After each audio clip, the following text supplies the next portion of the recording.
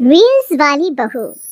प्रज्ञा को रील्स बनाने का बड़ा ही क्रेज है और वो दिन भर रील्स बनाती रहती है। खाते पीते घूमते फिरते घर में कॉलेज में रील्स बनाने के कारण प्रज्ञा पूरे कॉलेज में हाईलाइटेड है। जहां उसके रील्स सभी को पसंद आते हैं, वहीं मनीषा चिंता में डूबी रहती है। एक रोज जब खाते हुए प्रज्ञा रील्स बना रही होती है, तब मनीषा कहती है, एक मिनट भी चैन नहीं है इस लड़की को। ये नहीं कि खाना तो आराम से खा ले, लेकिन नहीं, अरे थोड़ी देर रील्स नहीं बनाओगी तो आसमान नहीं टूट पड़ेगा।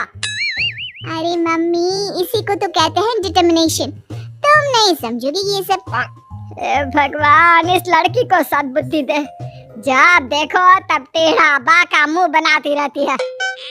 मनीषा की बात का प्रज्ञा पर जरा भी असर नहीं होता और वो खाते खाते रील्स बनाती रहती है। दिन बीतने लगते हैं और देखते देखते प्रज्ञा का कॉलेज भी खत्म हो जाता है।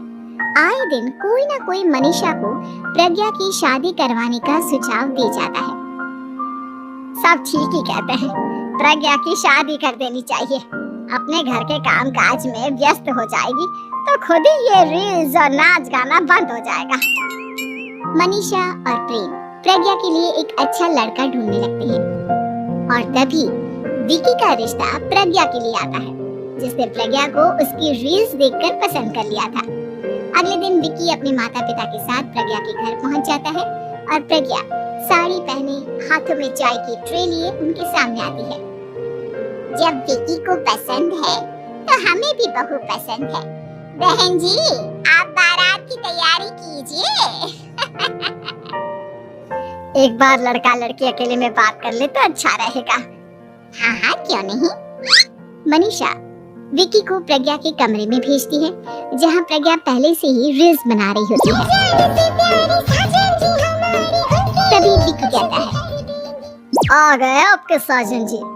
हमारे साथ ये रील्स कंप्लीट करती तो और भी अच्छा रहता। अच्छा जी, अब आ ही गए हैं तो बना ही लेती हूँ आपके साथ। दोनों मिलकर रील्स बनाते हैं। जब वी मीट और तुरंत पोस्ट भी कर देते हैं। फिर विकी कहता है, जब आप साड़ी में चाय लेकर आई तब मुझे लगा कि कहीं मैं गलत घर में तो नहीं आ गया। अब सही है। दोनों की शादी पक्की हो जाती है और शादी के दिन भी प्रज्ञा रील्स बनाने से चूकती नहीं। यहाँ तक कि बारात के समय भी नाचते हुए रील्स बनाती है। सभी लोग प्रज्ञा की तारीफ के पुल बांध देते हैं और प्रज्ञा नाचती गाती अपने ससुराल चली जाती है। सब कुछ अच्छा चल रहा होता है। प्रज्ञा यहाँ भी दिन भर हर चीज की रील्स बनाती रहती है। लेकिन कुछ दिनों के बाद जब सुनीता कहती है, बहू, ये रील्स के साथ साथ कुछ काम भी कर लिया करो। वैसे तुझे और क्या क्या बनाना आता है? मम्मी जी, वैसे तो सब कहते हैं कि मैं सब कुछ अच्छा बनाती हूँ, लेकिन मुझे लगता है कि मैं मैगी अच्छा बना लेती हूँ। हाँ, कॉफी भी अच्छा बना लेती हूँ और मुंह तो सबसे अच्छा बना लेती हूँ। हैं? अच्छा अच्छा। सुनीता अपना माथा पकड़ लेती है और कहती है, बहू, कुछ खाना बनाना भी सीख लेती। मम्मी जी, मैं लंबी प्लानिंग कर रही हूँ। जल्दी ही मैं इतनी फेमस हो जाऊंगी कि मुझे पैसे मिलने लगेंगे। हम दोनों सास बहू राज करेंगे, राज। नौकर काम करेंगी और लोगों की तो लाइन लगेगी हमसे मिलने के लिए। तेरा दिमाग खराब हो गया है क्या बहू? हंसी मजाक तक ठीक है, लेकिन इस तरह घर नहीं चलते। जितना जल्दी हो इस घर के तौर तरीकों को सीख लो। प्रज्ञा मुंह घुमाकर चली जाती है और तुरंत उसी वक्त एक रील बनाती है। ये देख सुनीता का गुस्सा 7वें आसमान पर चला जाता है और विकी के घर आते ही सुनीता उसे सब कुछ बताती है। विकी भी अब प्रज्ञा की इन हरकतों से परेशान हो जाता है। तुम टेंशन मत लो मम्मा, मैं देख लूंगा। विकी कमरे में जाता है तो देखता है कि प्रज्ञा रील्स बना रही है। विकी बड़े ही प्यार से प्रज्ञा से कहता है, प्रज्ञा, इन सब के लिए मैं तुम्हें मना नहीं कर रहा हूँ, लेकिन फिर भी हर वक्त तो ये अच्छा नहीं लगता ना। समझने की कोशिश करो, मुझे भी तुम्हारा थोड़ा वक्त चाहिए। मैं जब ऑफिस से आता हूँ तो मुझे समय देने की जगह इसी में लगे रहते हो। तुम ज्यादा ही सोच रहे हो।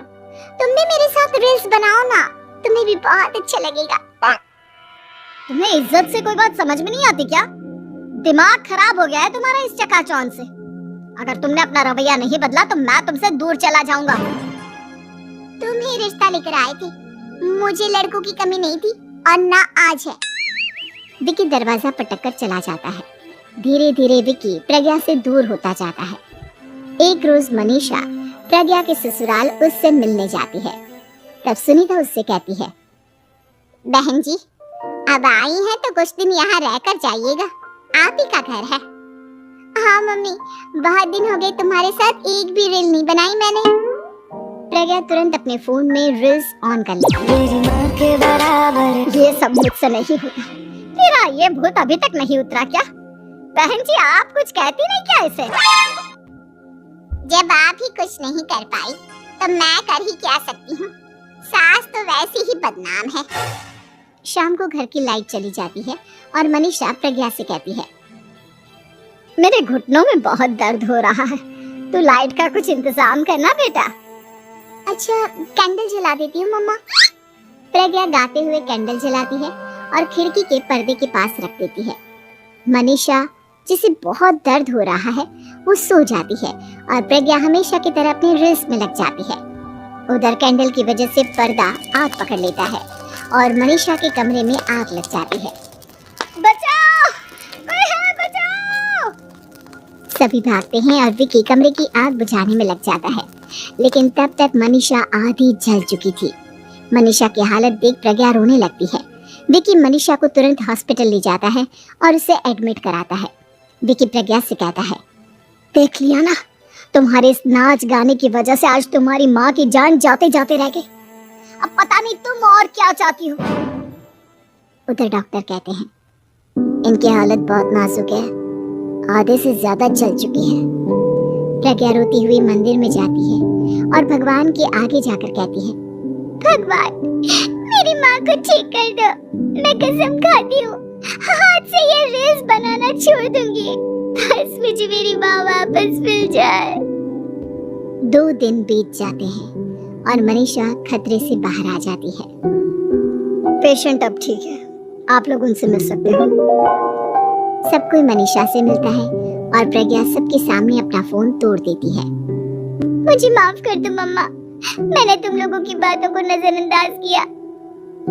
बेटा कोई भी चीज जरूरत से ज्यादा खराब है।